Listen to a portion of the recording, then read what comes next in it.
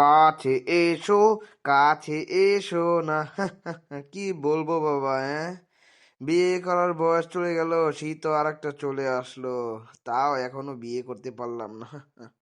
তাই মেয়ে খুঁজছি, কিন্তু মেয়ে তো পাচ্ছি না। ভেবেছিলাম জীবনে একটা রাশিয়ান আসবে, তা তো আলো না। হঠাৎ করে জানি আজকে কোথা থেকে চলে আসলো এই রাশিয়ানটা। তাই দেখছি এটা ছেলে না মেয়ে। আমি তো প্রাণী, আমি তো বুঝি না এটা ছেলে না মেয়ে। তাই চেক করলাম এটা ছেলে না মেয়ে, বুঝছেন? অন্য কিছু ভেবো না তোমরা।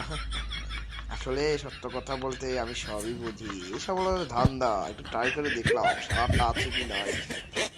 তাই ভাবলাম ওরটা একটু কেটে দিই, যাতে ওরটা কেটে দিলে ওর বউ আসে আমার কাছে নালিশ জানাতে যে তুই আমার জামারটা কেন কাটলি, তখন আমাকে ঘবক করে বিয়ে করে ফেলবো।